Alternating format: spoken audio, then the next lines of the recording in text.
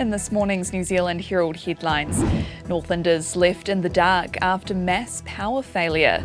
Australia takes a stricter stance on 501s, and Eden Park gets set for a Super Rugby final showdown. Atamaria, I'm Shuri Kinnear. It's Friday the 21st of June. Almost all Northlanders will be waking up with power this morning after major outages. Nearly 100,000 people spent the day without electricity after a transmission tower linking the region to the rest of the country collapsed.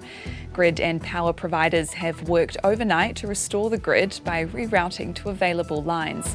However, hot water will not be working, and the companies asked locals to preserve power to avoid overwhelming the power lines.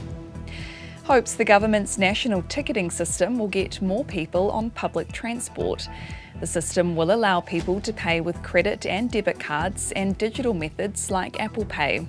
It'll be fully in place by late 2026, with Auckland and Timaru being the first two locations to go online.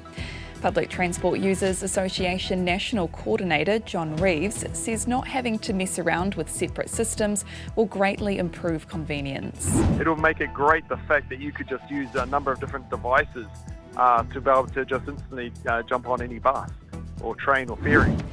Australia is hardening its stance towards deporting Kiwi-born criminals. A new directive will U-turn on a 2022 promise to take into account how long someone's lived there before a visa decision. From January 2015 to January 31st this year, just over 3,000 people were deported.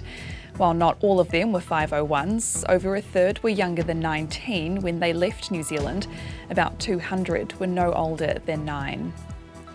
Economists aren't expecting GDP to rise significantly until there's a material change in the OCR.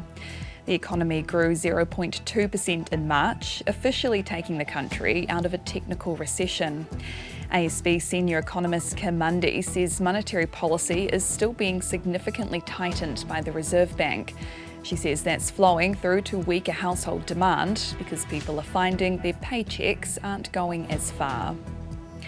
And bars and restaurants in Kingsland say they couldn't have asked for a better Super Rugby final. The Blues will take on the Chiefs tomorrow night at Eden Park, with a sold-out crowd attending the game.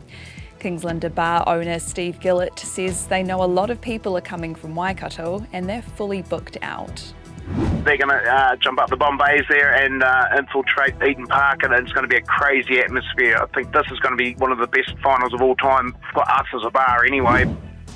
And those are the latest New Zealand Herald headlines. For more news worth knowing, head to nzherald.co.nz. Kia pai te rā. Thanks for watching this New Zealand Herald Focus video.